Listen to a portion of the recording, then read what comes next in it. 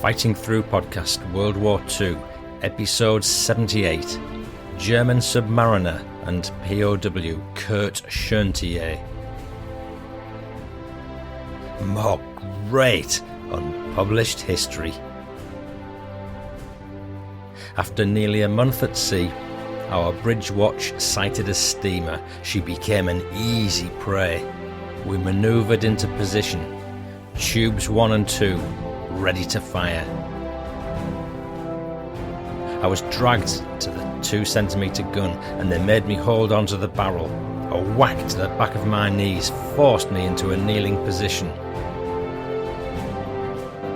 The engine sounds of our attacker were pounding in my headphones. He was directly above us. Then 4 splashes and seconds later 4 explosions rocked our boat. "Stay down here," he shouted to me. "They're all dead up there." I began to shout, "Hilfe! Help!" Then my callers returned, "Hilfe!" I turned around and see Alfred frantically shouting and waving his arms. Then, as I look in his direction, I can suddenly see the bow of our attacker behind him, coming straight at us.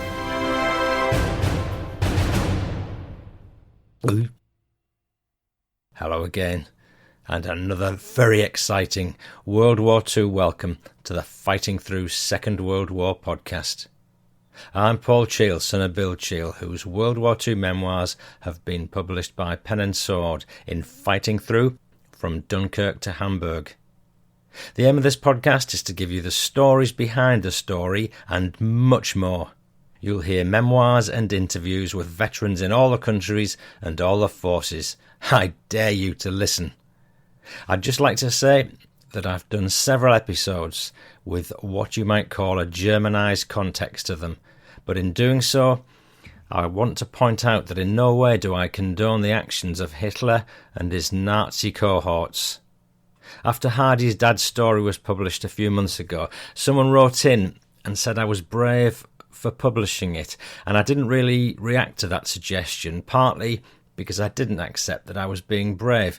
At the end of the day, that story, and indeed today's, are both about ordinary German soldiers caught up in something they wouldn't want to have been.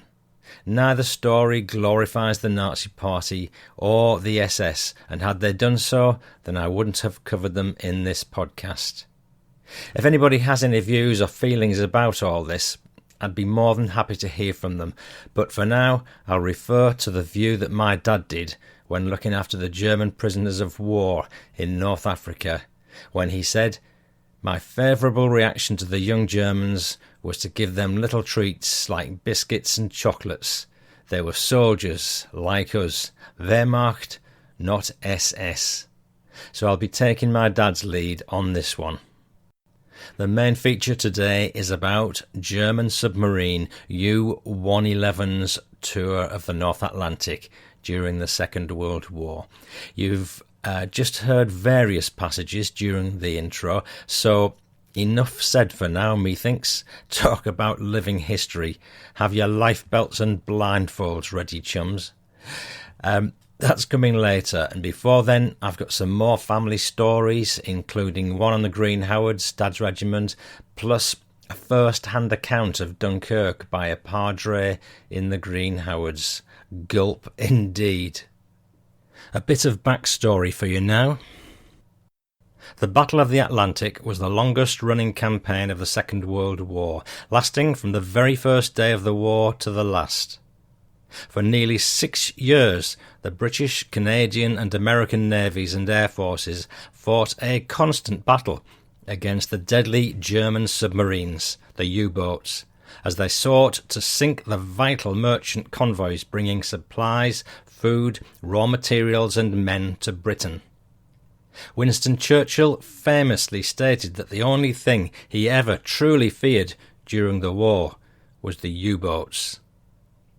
Western Approaches Command was responsible for controlling and coordinating the Allied efforts in the Atlantic, and its primary objective was the safe and timely arrival of the convoys. From February 1941 Combined Headquarters, more commonly referred to as Western Approaches Headquarters, was located in the basement of Derby House in Liverpool. From here, the men and women of the Royal Navy, the Royal Air Force, and their female equivalents, the Women's Royal Naval Service, the Wrens, and Women's Auxiliary Air Force, the WAFs, worked tirelessly 24 hours a day until victory was achieved and the command could finally be disbanded in August 1945. The Atlantic Campaign was arguably the most important of the entire war, as so much relied upon equipment, supplies and men being transported safely by sea. But it was won at a huge cost, both in terms of ships, aircraft and men lost. Over 72,000 Allied soldiers, both naval and civilian, and airmen, lost their lives during the campaign, and over 30,000 German sailors were killed. Their sacrifices remembered and honoured at the Western Approaches HQ Museum in Liverpool. The museum's run by a local heritage company, Big Heritage, and a programme of restoration has been undertaken. This has seen the museum become an immersive experience for visitors, allowing them to step back into the 1940s and see, hear and feel what it would have been like to live and work in this most important site. The operations room has been entirely restored, and new rooms previously abandoned have been opened up, unearthing new discoveries such as cigarette packets and lighters, hair clips and message sheets.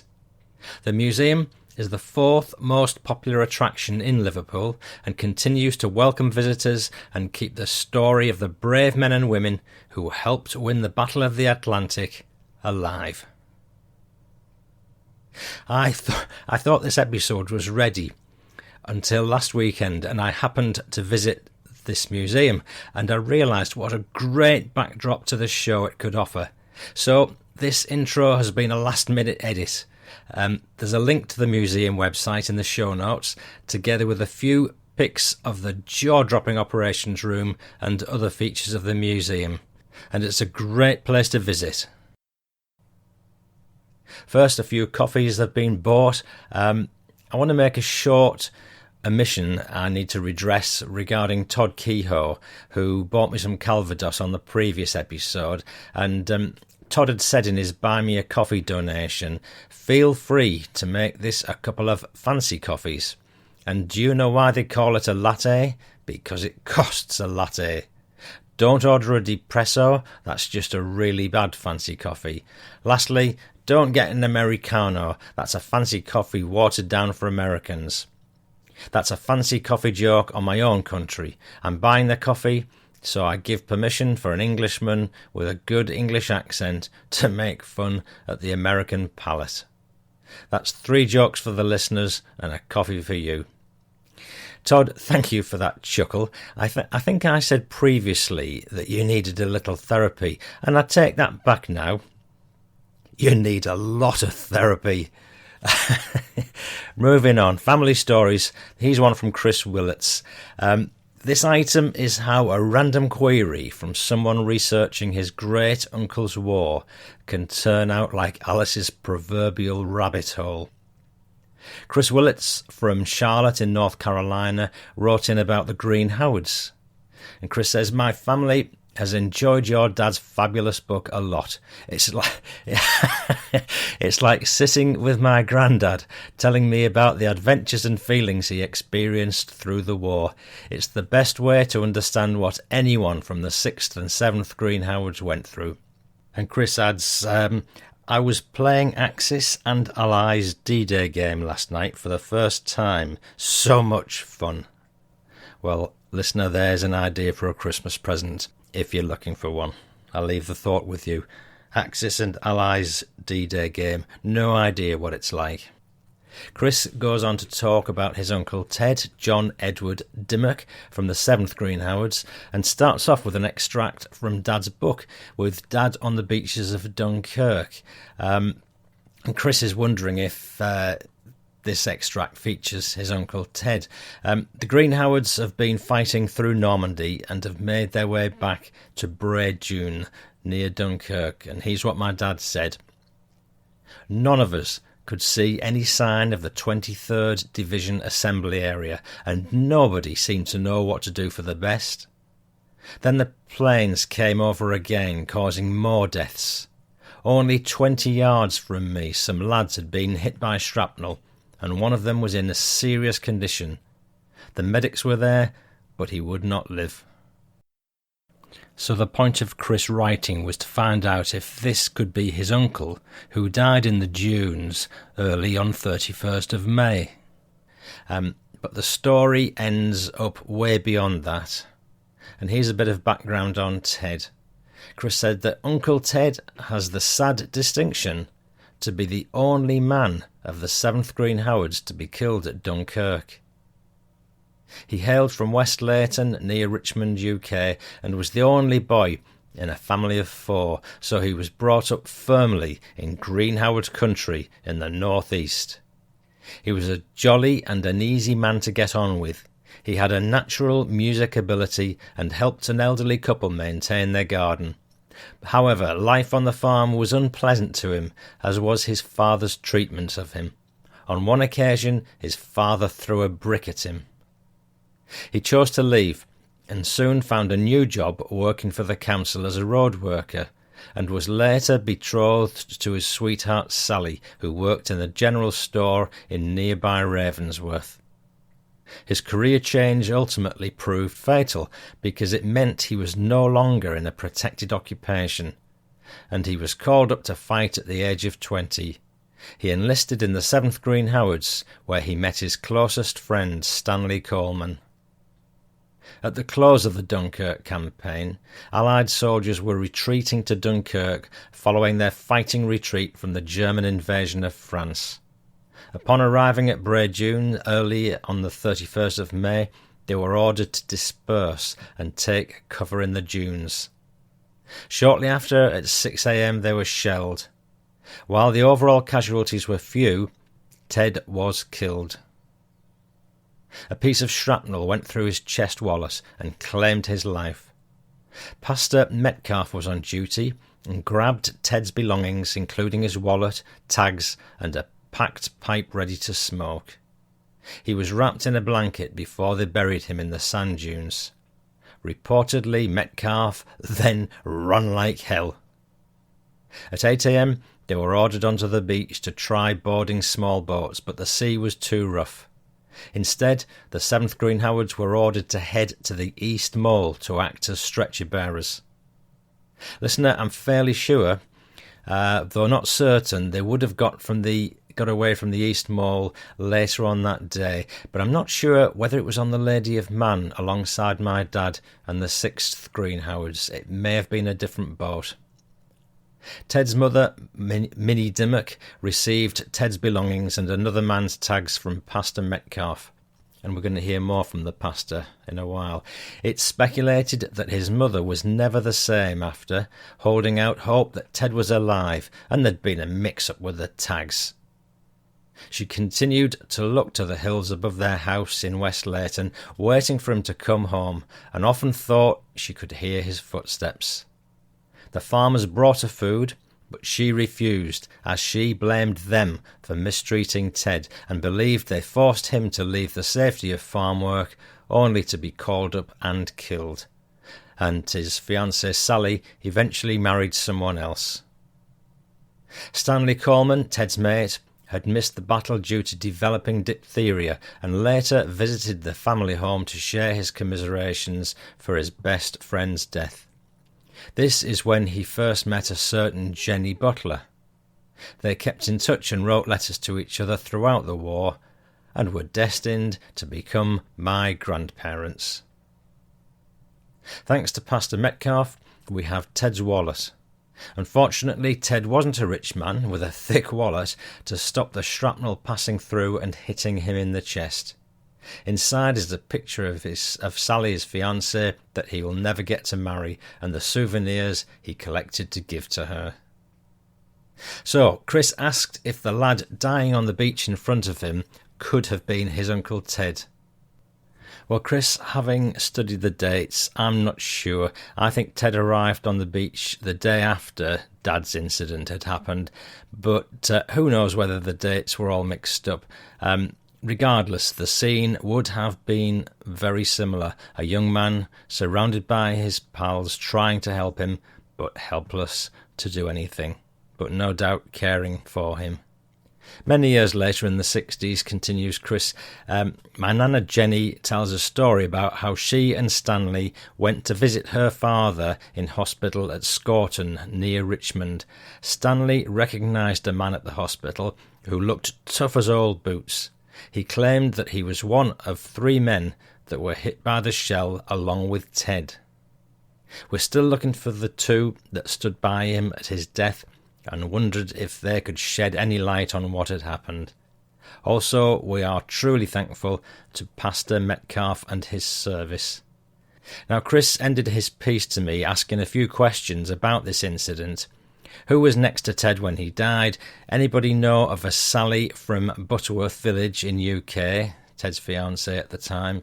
Any images of the Green Howard's band?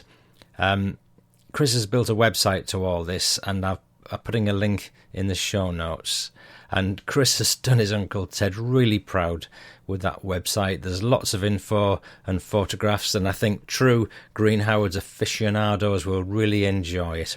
But here is the pièce de résistance. Chris's final request for information was as follows. He says, Ted Dimock was in the Green Howard's band. He was very musically talented and could play a number of instruments. I would love to see if there are any pictures or write-ups. Well, that's all the information Chris had, but it set my little brain whirring because I recalled in episode 25 we covered that photograph of Rufty Hill and his pals with Winston Churchill, and that's a veritably good episode if anybody hasn't listened to it. Now, one of the discoveries around that photograph was that the 5 lads clowning around in a photo booth in Limassol in 1941 were in a band, obviously the Green Howard's band. But I took a long, hard look at that photo, and yet I could not recognise Ted in it. But wait, he says, I had another photograph of an obviously young-looking Rufty Hill in a collection sent to me by his nephew Mike Smith. I've put that in the show notes. And blow me, there on the far right is none other than Ted Dimock. Same blonde hair, parting and square jaw, and Chris agrees with me. So Chris and his family now have a photograph of Chris that they'd not had before, and not only that, it's got all his bandmates in it as well, dating back I'd say to 1939 when these boys were joining up to fight. But being in a band means these lads must have spent hours together rehearsing, and that will have built a bond of friendship amongst them. It's funny, but I can imagine that these boys must have had untold excuses not to do fatigues and guard duty because they had band rehearsal at various times, and how must they have enjoyed that? For me, the story behind this band photograph is this. It's that the boys that Ted associated within the band were a tough bunch of good northern lads who'd have gone to the end of the earth for him in battle. In particular, Rufty Hill and Bill Vickers went on to distinguish themselves in later battles throughout the war, and my dad described Rufty as a good tough scrapper and one of the lads. But Rufty was sadly killed on Gold Beach on D-Day. And if you want to learn more about this group, listen to episode 25, Sergeant Rufty Hill meets Winston in World War II. Bill Vickers survived the war, and you can bet he would have remembered Ted for the rest of his long life as a result of being in that band together. Chris Willets, thank you so much for writing in about your Uncle Ted. And if anyone can add to the background to John Edward Dimock, please get in touch. Chris earlier mentioned the chaplain, Metcalf, who comforted his Uncle Ted as he lay dying on the beach at Braid Dune. Now, during his research on his relative, he's managed to dig out the following article in Dunkirk, written by the Reverend N.S. Metcalf, DSO himself. This is entitled Chaplain in Retreat. Generally speaking, a commander may be able to pull back his formations in comparatively good order, losses of men and equipment being minimal, after taking into consideration the prevailing situation. However, there's another side to the picture. It concerns the minimal losses. This means the soldiers left behind, some wounded, some killed, and the survivors in general deprived of so much of the basic necessities of life. It's in situations like these that the chaplain in retreat has opportunities literally hurled at him. My chaplain in retreat experiences began, as was the case with so many other chaplains, in the Dunkirk saga. Attached to the 7th Battalion, the Green Howards, I arrived in France on St. George's Day, April the 23rd, 1940, and left with a major part of the regiment on June the 1st from Dunkirk. During those 6 weeks or so, the unit occupied an area to the east of Paris, still abounding in preserved World War I trenches. With the German breakthrough of Belgium on May the 10th, the regiment was ordered up to Belgium to counter the German thrust around the northern flank of the Maginot Line. I shall always remember the night of the 10th. In some incomprehensible way, I found myself involuntarily engaged in the work of a dispatch rider on the motorbike.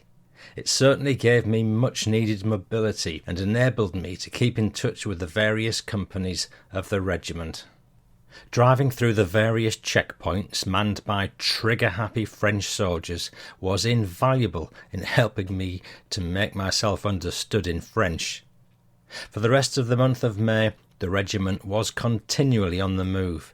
It was during this hectic period that I had to undertake the first of many of sombre duties, the conducting of burial services of several members of the regiment and attached units. By May the 31st, after the advance to the northern section of the Maginot Line, we, like the greater portion of the Allied armies, had been forced to retreat to Braid Dune. It was here that we prepared for the evacuation from the port of Dunkirk. However, there was still a job to be done before embarkation, and that was to destroy our transport and any stores we could not manhandle. I mucked in.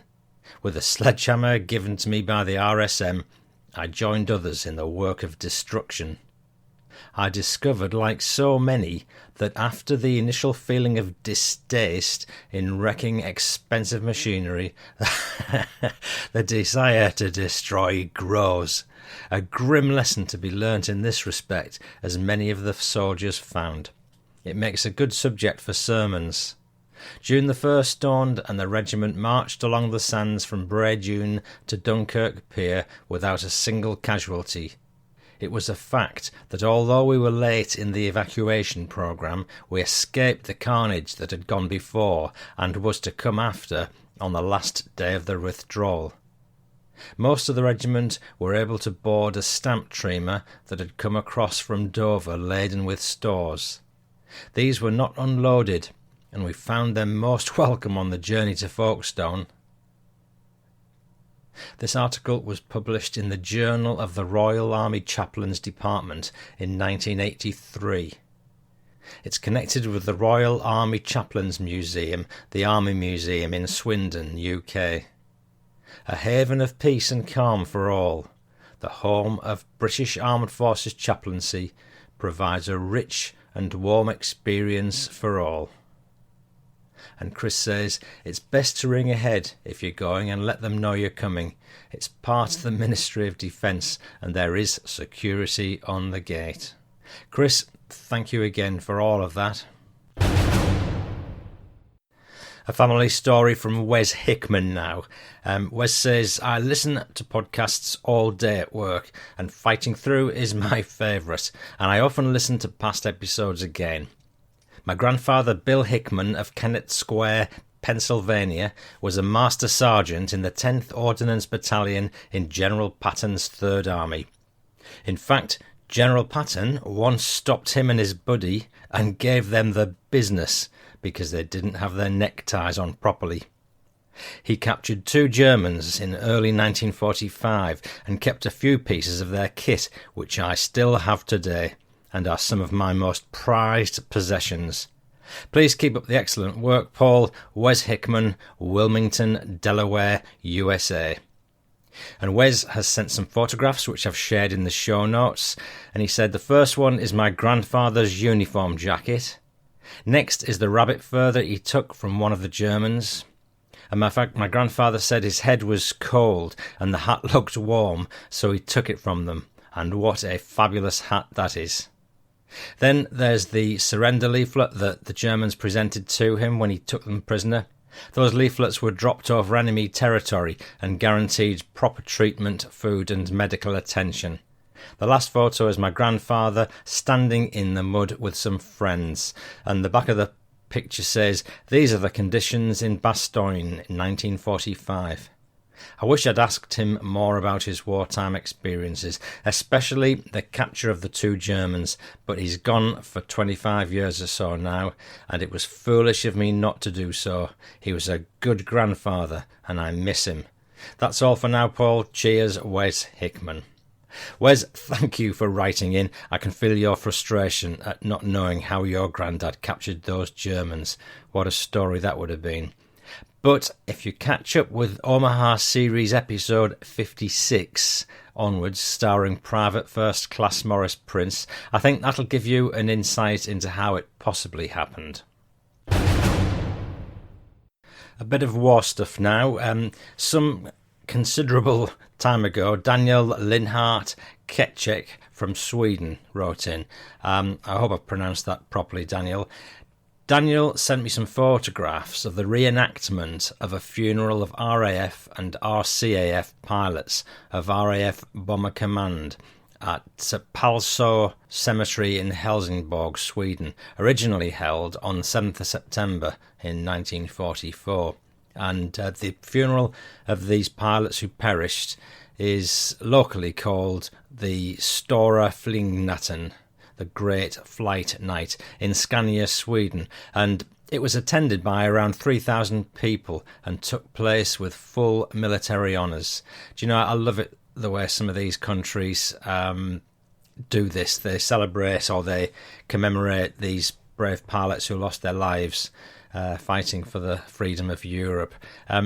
There were numerous recorded crashes during this bombing raid, and here's just a sketch of the details. And I'm sorry, my pronunciation's going to be awful, I know, but there was a crash in Hojallen-Vitsjo on Wednesday, the 30th of August in 1944. The plane had 7 crew members, none of whom survived. I can't give you all the names because there are just too many, but it's the thought that counts. In Larkholm on 30th of August 44, that plane had 9 crew members, none of whom survived. Wednesday, 30th of August 44, these are all the same date. In Skaldeviken, the plane had 8 crew members, 1 of whom survived.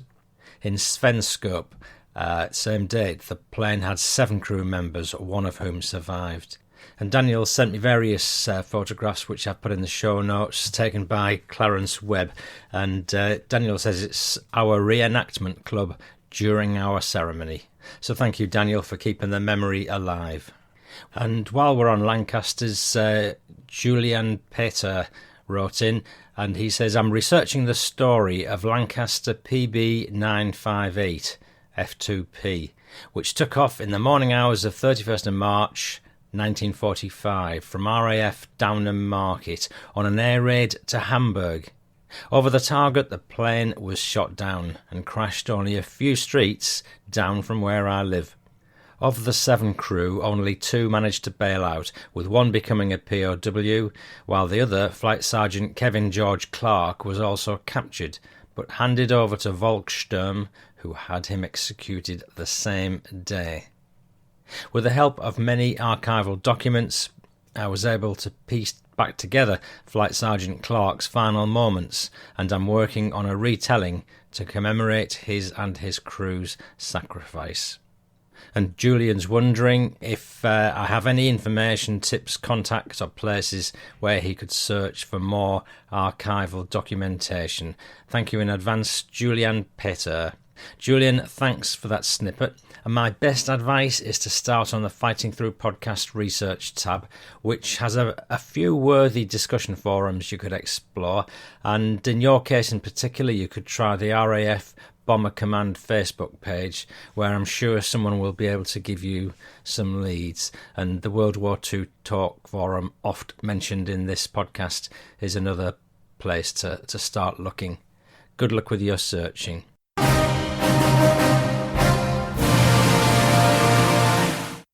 And that fanfare, composed by Mark Peters, heralds the approach of the main feature, U-Boat U-111.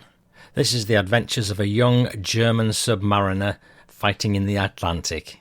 And here's a bit of backstory to the boat in question. German submarine U-111 was a Type IXB U-boat of Nazi Germany's Kriegsmarine during World War II. She had a short career, sinking 4 enemy vessels and damaging 1 other, and these victories took place over a period of 2 war patrols. During her first sortie, the boat sank 2 enemy vessels and damaged a further 1. I'll let Kurt's memoir tell you the rest of the story. So today's story was written by the late Kurt Schoenthier, who was an 18-year-old sailor. The book's been independently published by his son Rainer, who lives in America in St. Thomas, Ontario. So, yet another indie product showing its mettle, or should I say, aluminum. The title is The German Immigrant, and it's about the life of a German country boy in Hitler's Third Reich on a German U-boat and as a prisoner of war. He's just part of that story, brought to life with the kind permission of the son of the author. And many, many thanks to Sue Weiss Polidoro from Australia, who tipped me off on this one. Sue, thanks so much for this. The story was floating around on a Facebook group, which you kindly pointed me to, so I was able to get in touch with Rainer, the author of the posts, and I'll give you the details later on in the show in the event that you want to read the full World War II memoir. So this is the story of a young country boy growing up in Germany during the rise of Hitler's Third Reich. Written in his own words, beginning with his early school-age years and onto the pre-war period, he joins the Navy with dreams of seeing the world and ends up serving on a U-boat in the Atlantic.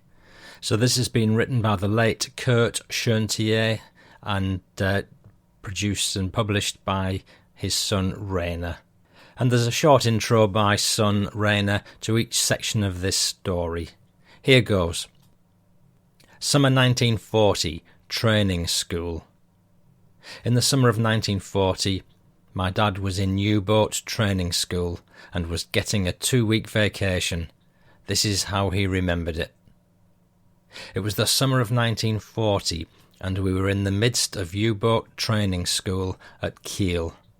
Our base was on the training ship Wilhelm Bauer, and also on the Ahrensburg. A notice had gone up that we had vacation time coming.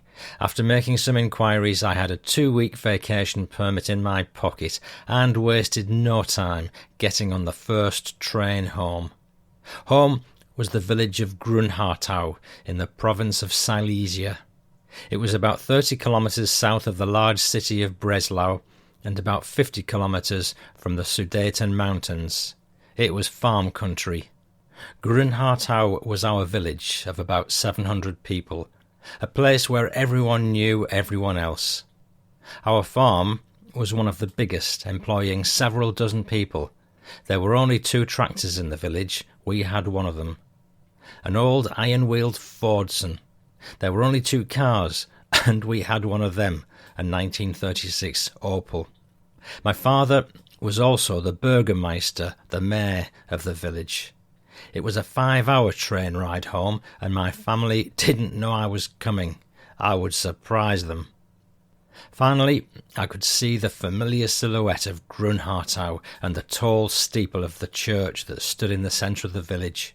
I stood at the window, waiting impatiently for the train to stop. I was the only passenger getting off, and since I was coming home by surprise, there was no one at the station to pick me up. That didn't matter, as I was looking forward to the 1-hour walk home, taking the short cut and narrow footpath through the fields. Before long, I could see our barn partially obscured by a row of willow trees, and then I knew that familiar sound. It was our old tractor. This old tractor could be heard for miles around, and I knew immediately it was ours. I stopped walking for a couple of minutes and sat down on my suitcase. I was thinking about past years, about all my buddies I'd grown up with since childhood, who were all spread out in different directions now, doing their duty. Every one of my group had joined the forces. I was the only one joining the Navy. When war broke out, we were all just the right age, 18, 19, 20, to be nice and ready to fight, and for most of us, to die. Already my good friends Max Herman and Freddie Reichelt had fallen, and I wondered who would be next. Thank God my little brother's only 14, I thought to myself. He would die in less than 4 years, taking shrapnel from a grenade, damaging his heart. I began walking again. The church bell had just started ringing 12 o'clock to let the farmers know it was dinner time, the main meal of the day. I turned onto the street leading to our farm just in time to catch my dad, who'd stepped out to compare his pocket watch with the clock of the church steeple. He glanced up and saw me. "Well now, I'll be darned! Is this ever a surprise?" And he rushed over to greet me. And so it went with my mother and brother and sister as well. Next day, while walking through the village, I passed by the home of my school buddy who'd just been killed in France. His mother was in the garden. I went over to express my condolences to her. I could really understand her pain and sorrow, which caused to say, "One has to die, while the other comes home on vacation. It must be nice to be the son of the Bürgermeister." I didn't know what to say. I had no answer, and I just walked away silently. The 2 weeks flew by. Although village life was still pretty normal and the war was still far away, things just weren't the same anymore. All my friends were gone off to war. I enjoyed the time with my family, but soon it was time to go. Next thing I knew, I was on my way back to the Ahrensburg and training school. Upon my return, I was surprised to find a film crew had taken over the Ahrensburg. A movie was being made, and the Ahrensburg was being used to shoot one of the scenes. We found out they were looking for extras to be in the movie. Hans Spiegel and I went and applied immediately and were hired. We were going to be movie stars. For the filming, the Ahrensburg became a Dutch vessel sailing for the British. Flying the British flag, it got torpedoed. Smoke bombs helped to make it look real, and my job was to abandon ship, jumping over the railing into the sea. It was about a 3-second scene, but hey, I was in a movie.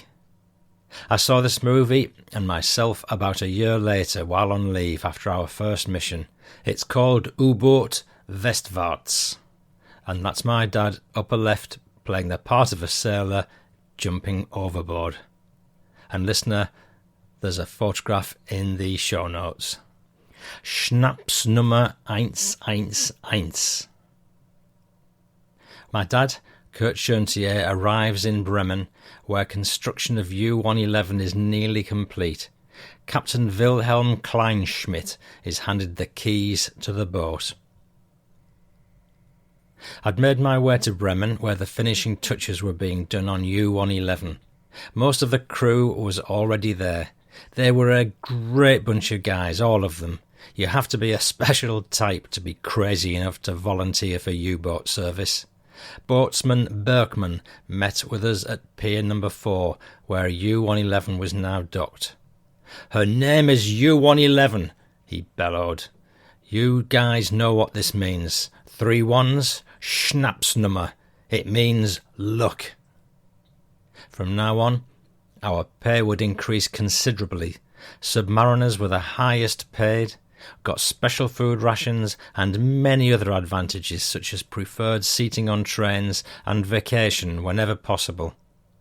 We also received our U-boat Spechen submarine kit shortly after arrival. This consisted of special underwear, shoes with thick cork soles, heavily lined grey leather pants and coats, gloves, grey coveralls, blue knitted toques or beanies, heavy sweater and more. This was in addition to our already heavy supply of clothing. Our blue navy uniform was not worn on board anymore, only when going on vacation. It otherwise remained on land and was shipped separately to wherever the boat went. A difference of rank was hardly noticeable on board. The white cap of the captain stuck out though, or whatever little of the white was left to be seen. Once in a while it had to be tarred because of the white showing through, was a popular saying amongst the men. As you can see, advantages of serving on a U-boat were manifold. Disadvantages? We would soon find out. We heard stories and could read between the lines. Slowly that feeling gathered in the pit of my belly. There will be a price to pay for all these goodies. We just didn't realise that the price would read hell, and for the vast majority of us, death. 6 out of every 7 U-boat men went down with their iron coffins. However, we were young and full of idealism, ready and proud to serve our country. Lined up alongside one of the barracks, we saw our skipper for the first time. "Heil, men of U-111, my name is Kleinschmidt. Head to the pier and get on board. I'll talk with you all then." And so, led by boatsman Berkman, we marched in formation down towards the pier, and there it lay, tied onto the quay, our future home, U-111. Looking at the conning tower, a strange feeling flashed through my mind. What am I going to look like when the time comes for me to leave you?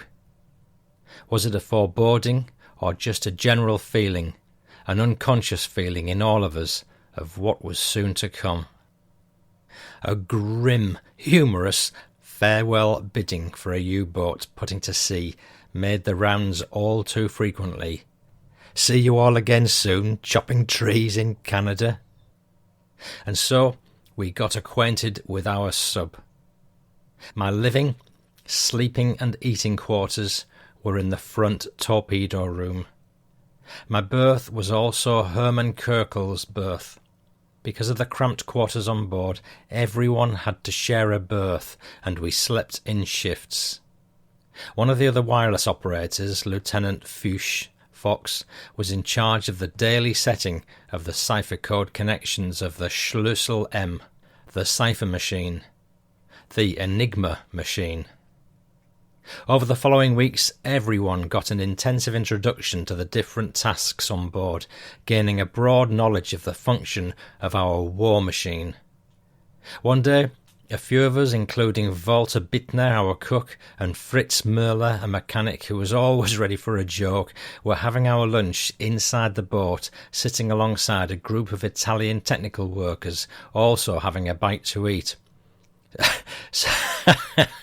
So suddenly Fritzy got up, approached one of the Italians, clutched him with both hands loosely around the neck, and began playfully choking and shaking him, while saying to him in German, "You better do a real good job, or I'm going to strangle you." And then for added effect, made a throat-cutting gesture with his hand across his own neck. He then released the poor confused guy and gave him a bear hug. The Italian, recuperating quickly from this surprise attack, extended his half-finished bottle of beer to Fritzi and said, "Du trinken, Italian und Deutsch, gut amigo." Patrol Number 1, May the 5th, 1941. U-111 set sail for her first combat patrol. Having grown up as a farm boy, my dad had never been to sea, and here are his memories of the day. I've sent a flower telegram to my mother, for today is her birthday, and most of us wrote last letters home. Slowly a large crowd of onlookers, well-wishers, girlfriends, navy officials, and a military band began to gather. Everyone off duty had gathered on deck, and the crowd slowly fell into silence. We were prepared to face the unknown. "Ropes away!" The command echoed ghostily about the silent harbour side. U-111 slid slowly away from the pier, and at the same moment the Navy band began playing the popular song of the time, "Den wir fahren gegen England," for we are sailing against England. A last wave of farewell, and then the band changed suddenly to the tune of U-111, our song, "Komm zurück," come back again. Our reply, a threefold shout of "Hurrah! Hurrah! Hurrah!" for the fatherland, echoed over from us to the slowly diminishing pier, and our powerful diesel engines roared up as if to give emphasis to this. A strong vibration shuddered through the hull as one by one we disappeared through the hatch. Only the watch remained on the bridge, plus one extra lookout for drifting mines. U-111 was on War Patrol Number 1. Heading for the open sea, soon the red rocks of the island of Helgoland appeared on port side, bidding us a last farewell.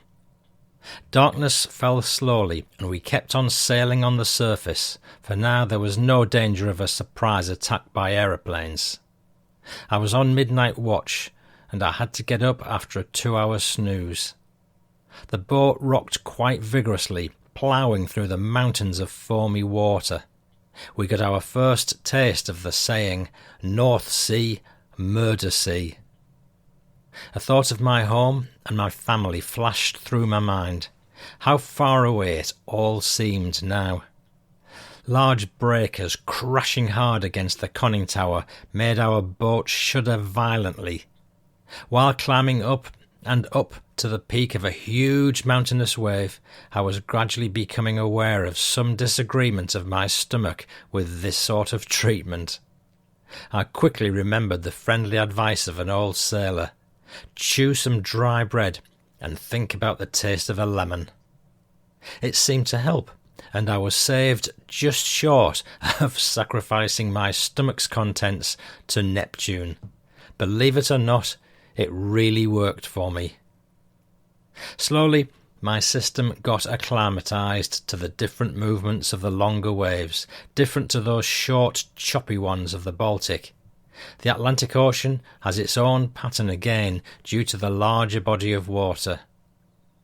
The towering waters of the wide ocean made the climbing, rolling and sliding up and down, over and over, seem like endlessly riding a roller coaster for hours and days on end. The monotonous pounding of the diesels was the only sign for us that we were on the move at a steady pace. Our cruising speed of around 12 knots would change only when diving or chasing.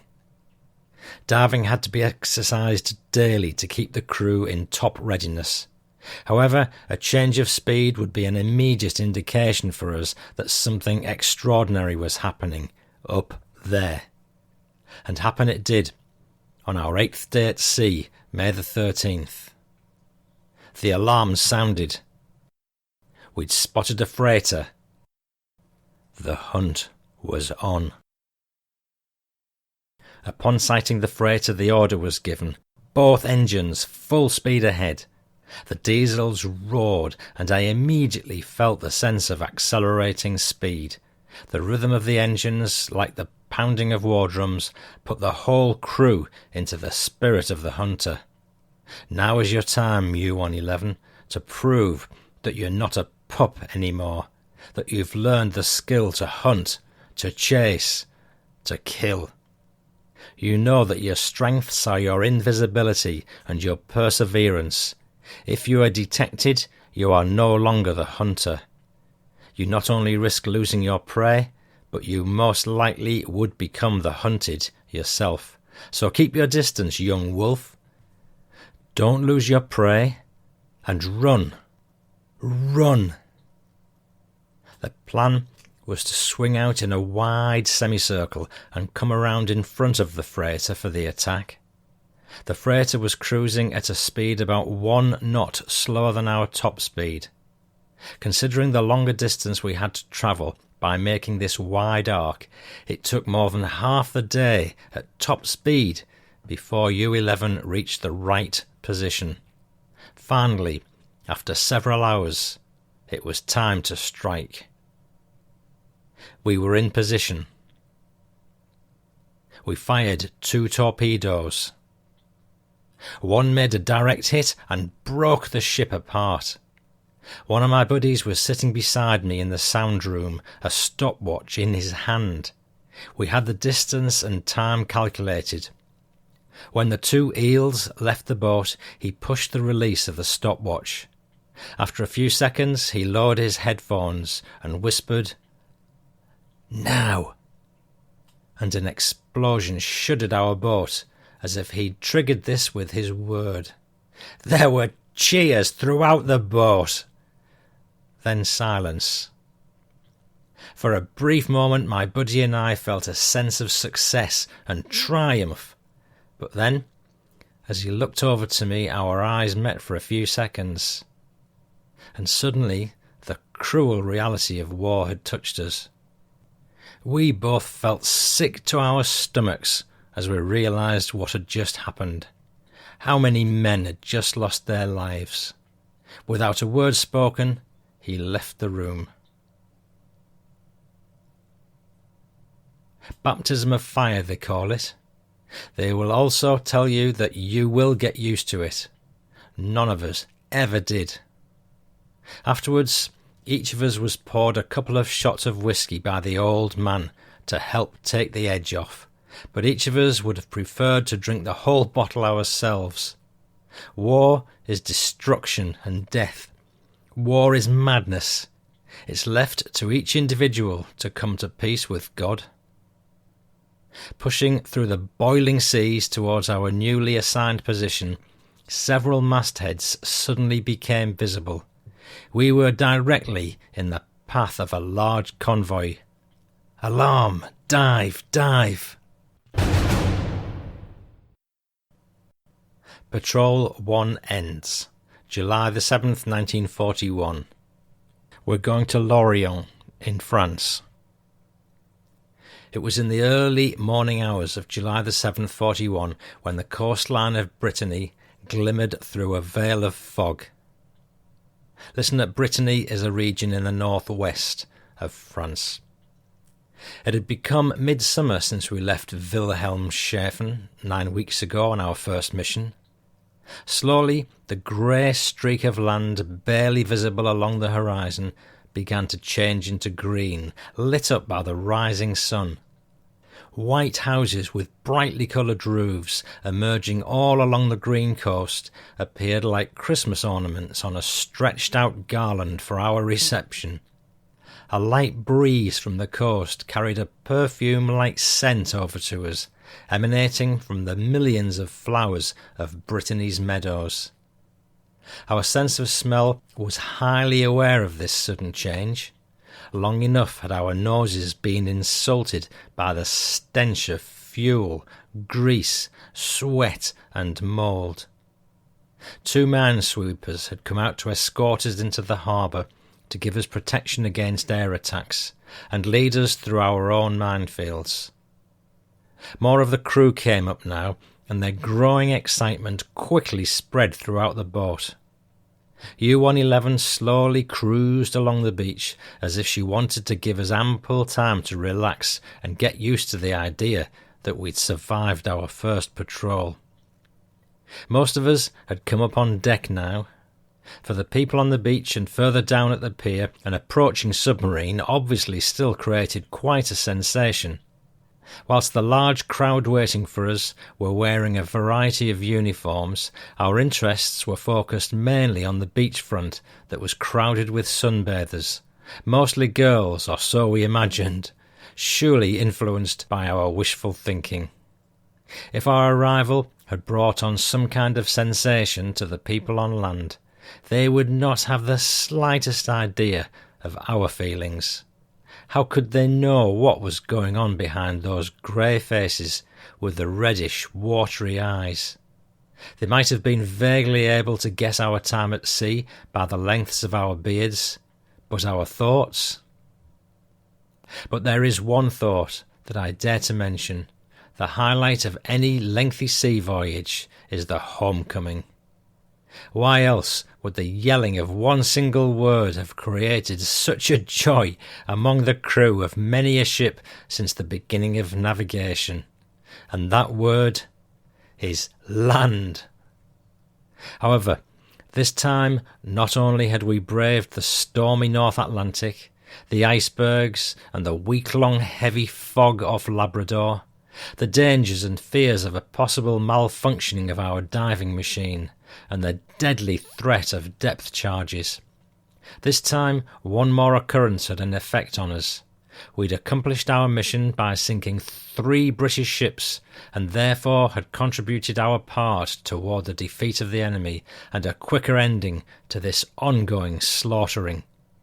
A military band was playing the popular tunes, while some dignitaries and several German nurses and Blitzmädel, female wireless operators on land stations, walked across the gangplank to shake hands, or with a smile, a hug or kiss or two, and flowers offering us a welcome home.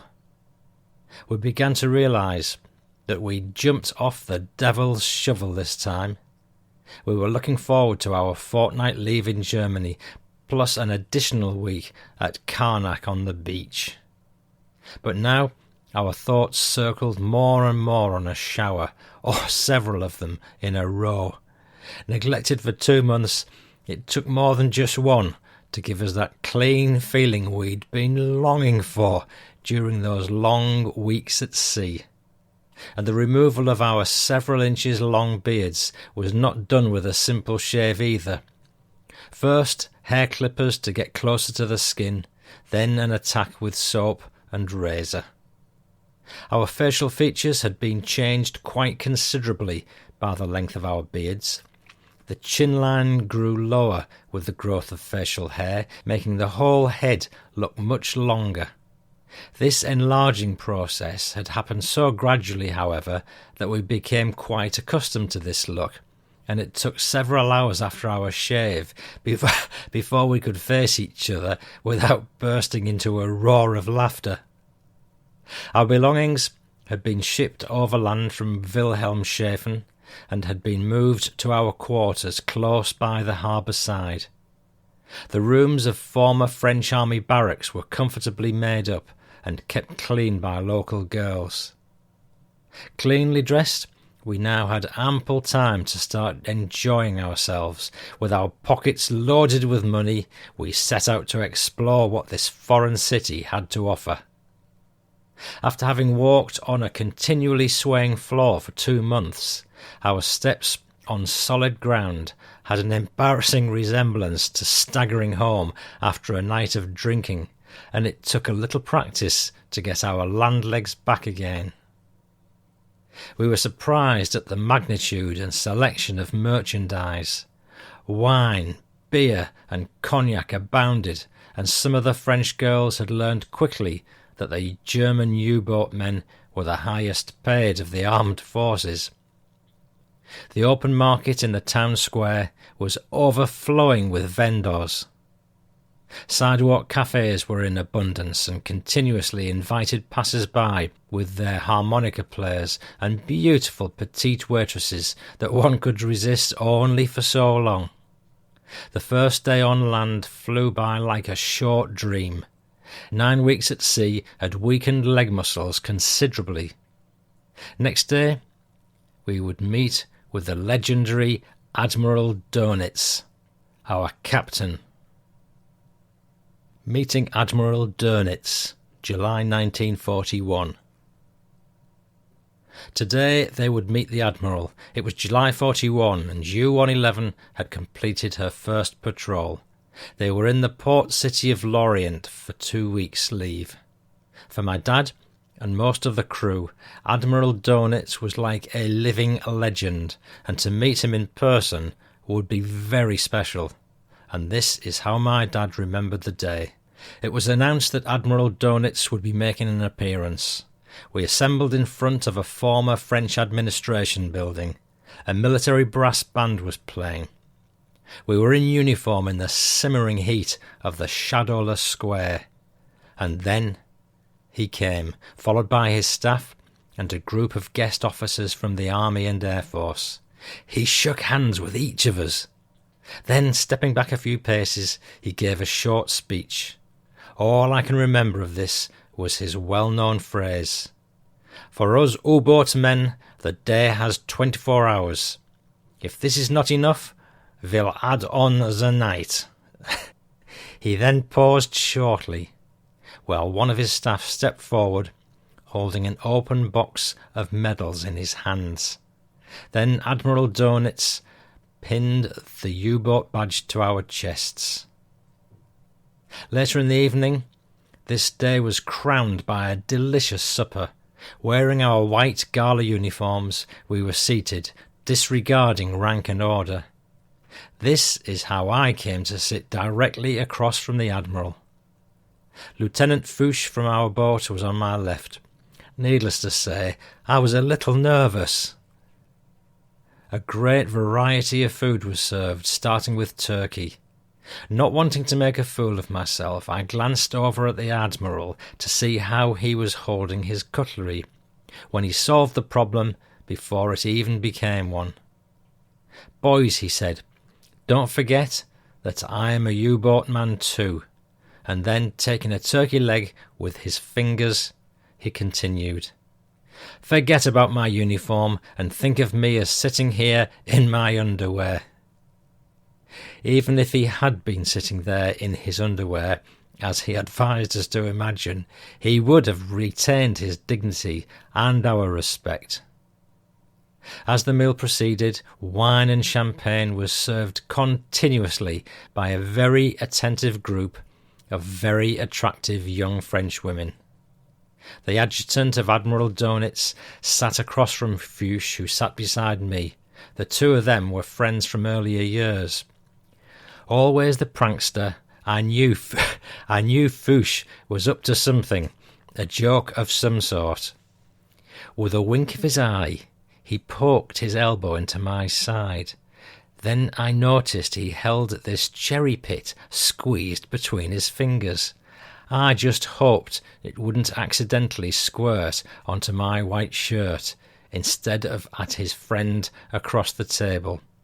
However, Fouche had miscalculated the missile's trajectory, and it hit the Admiral square on the chest. At first, the Admiral gave the appearance that he had not noticed the incident at all, but then he suddenly threw a whole cherry back onto Fouche's gala jacket. Fouche now had a mischievous grin and was playfully holding the entire ball of cherries in a throwing position. Dernitz, suspecting Fouche's plan, warningly waved his finger at him. "Son," he said, "this you have never been taught by me," thereby averting an upcoming food-throwing battle. But the night was long, with much merriment, singing and laughter, and the champagne, wine, German beer and cognac flowed freely as long as the demand lasted. It finally came to an end, at 6 o'clock in the morning, beginning with a normal day of duty. And so ended the day when my dad met Admiral Dernitz. Patrol 2, July 41. After a brief visit home, my dad made his way by train back to Lorient, where U-111 was being prepared for patrol number 2. My father and little brother had given me a ride to the train station. Leaning out of the train window and looking back to wave goodbye, I saw the two for what turned out to be the last time in my life. The vision is now burned into my mind. To this day, I can still see them standing there waving. "Farewell, auf Wiedersehen, Kurt." My superstitious mind told me I shouldn't have looked back. It was a bad omen to look back, but I did look back, to see my dad, my little brother, and the steeple of our village slowly vanishing forever. After a few more days in Lorient, U-111 was underway. Compared to the cold, rough, unfriendly waters of the North Atlantic, we began to call this patrol our Kraft durch Freudereise, Strength Through Happiness tour. For weeks, not a single ship in sight, and no planes either. Many of the off-duty personnel spent their time in the Rose Garden, the rear platform of the conning tower. The surrounding railing had an outwardly slant, and thanks to some friendly design engineer, bench seats had been added all around. A beautiful place for sunbathing, and why not have a snooze at the same time?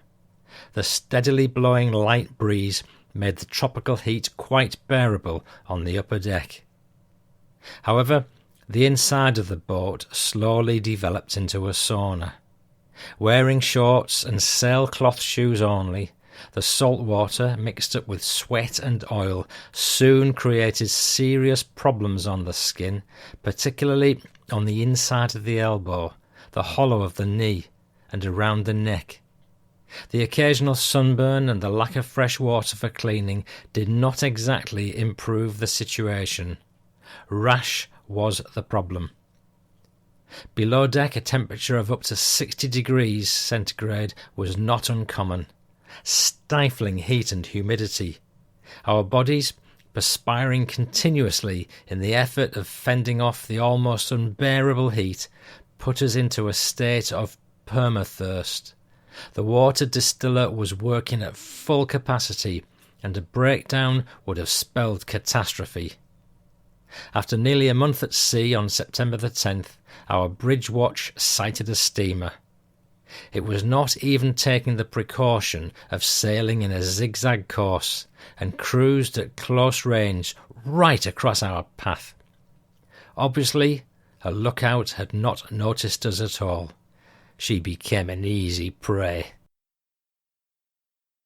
We manoeuvred into position. Tubes 1 and 2, ready to fire. 1 and 2, fire! The ejection of the 2 torpedoes could be felt as a slight jolt throughout the boat. Captain fired a 2-spread, wants to be on the safe side, Ploughman whispered beside me as he leaned against the edge of the sound room doorway. Sooner than we expected, 2 explosions shook our boat. Did he ever get close to this one? I muttered nervously. My estimated bearing was way under 300 metres. The pounding of her engines, clearly perceivable before the explosions, was gone now.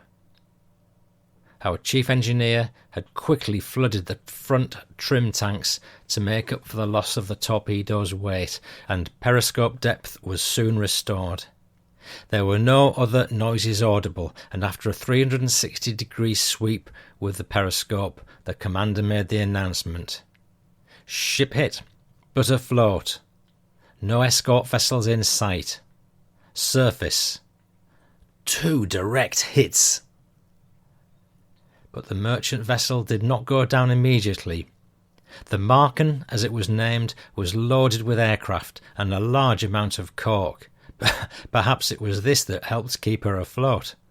Her crew had launched their lifeboats. U-111 closed in. As soon as we were within calling distance, Captain Kleinschmidt took the megaphone and, using his best English, began to gather information about names and so on. To our horror, the spokesman of the survivors answered back in nearly perfect German. Did we attack one of our own? The ship's name is Marken, he shouted, but don't be concerned, it's a Dutch steamer sailing for the British. We let out a collective sigh of relief. Captain Kleinschmidt then asked the men to come closer. We had no room for survivors, but we did provide them with a large amount of supplies. They were given several tins of food, cognac, chocolate, water, matches and more. They made it, as we later learned, to the South American coast. As the sun began its descent below the horizon, we continued on our course, nearing the equator. As we sailed along the coast of Brazil and we approached the equator, a rumour began to spread among the greenhorns on board. We began to hear whispers of hazing rituals and initiation rites and equator christening. 4 or 5 of the crew had crossed this imaginary line earlier in their careers and were therefore exempt from these procedures. One of them took on the role of Neptune, while the others became his assistants. Over the next several days they held secret meetings preparing for the dark rituals of the occasion.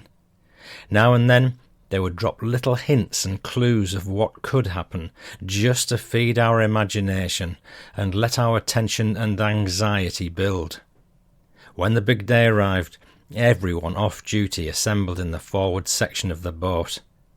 One at a time, we were then called up to appear before Neptune and his committee, who'd established the baptistry on the bridge. Looking through the bulkhead into the control room, we could watch the newly baptized guys sliding down from the conning tower and staggering towards the stern of the boat. Their scared and bewildered looks didn't contribute a great deal of encouragement, and we were not permitted to get in touch with them. Now it was my turn. As I climbed up to the conning tower, I was being poked, prodded, pinched and slapped by some of Neptune's helpers who were hiding behind the periscope. Just as I reached the hatch, my head was grabbed by several hands, and with a rough pull I was heaved onto the bridge. They suddenly let go, and a swift kick from behind sent me falling forward, landing with my knees on the planks of the bridge. At this moment my shorts were pulled down, and a painful slap with something like a paddle on my behind made me jump in a hurry and run towards the Rosengarten, the aft section of the bridge. I stumbled right into the hands of Neptune. With a white sheet over his shoulders and a poor excuse of a crown on his head, his roaring, mean laughter gave me the creeps. Swinging a crudely made 3-pointed staff, he reminded me more of the devil. I thought of one of the rumours, that we'd be tied to a rope and pulled down one side of the boat underneath and back up the other, when Neptune roared at me. "What is this dirty SOB of the Northern Hemisphere doing here before me, Neptune, ruler of all oceans, seas, lakes, rivers, creeks and waterholes?" I remained silent. "Answer me," he bellowed. "I want to be baptized, Your Highness." I don't think he expected that answer, as I noticed a quick grin flash over his face. Then he instructed his assistants, "Clean off the rotten dirt and filth of the Northern Hemisphere from his stinking body." I was dragged to the 2-centimetre gun, and they made me hold on to the barrel. A whack to the back of my knees forced me into a kneeling position. Now the cleaning would begin with a shave. One of the assistants pulled an oversized brush out of a pail containing some kind of foamy whitish slime. He slapped it on my head, smearing the soap all over my hair and nicely groomed beard. Another guy shaved me with some kind of paddle-like instrument. I learned later the slime was a concoction made up of used oil, graphite, rotten eggs, flour and whatever else they could get their hands on, and then whipped into a foamy condition. After the exterior cleaning, now my insides need to be boiled out, in Neptune's words. Open your mouth, or would you rather have an enema? Oh dear God, I thought to myself, and I never in my life opened my mouth faster than at that moment. Then one of them shoved several large lumps, similar to meatballs, into my mouth. Those things were made out of mouldy bread and fried in old oil. Then, with my mouth held open, a fire hose was used, and a strong jet of seawater flushed this terrible-tasting cleansing material out again. Now Neptune spoke again. I, Neptune, ruler of all oceans, seas, lakes, ponds, rivers, creeks, and waterholes, hereby certify that the dust-born Kurt Schoenthier of U-111 has been cleansed today of the mud and filth of the Northern Hemisphere, and is baptized under equatorial rituals, and from now on he may sail in the waters of the Southern Hemisphere. I was then handed 2 bottles that had been tied together like binoculars, and filled with seawater mixed with pepper. Now look through these binoculars, and tell me what you see. I did what I was told, and then, while covering up my burning eyes with one hand, I shouted, I see the equator. Wrong answer, look again. I thought to myself, whatever I say, it's sure to be wrong. So I jumped up, and in a desperate attempt to escape from those devils, I made it to the hatch and slid and crashed to the deck below and the safety of the boat's interior. And that's what many did, as I learned afterward, and it was accepted by Neptune as the end of the baptizing act. Whew. The sun slowly set once again on an otherwise lazy day, but dark clouds loomed on the horizon for U-111.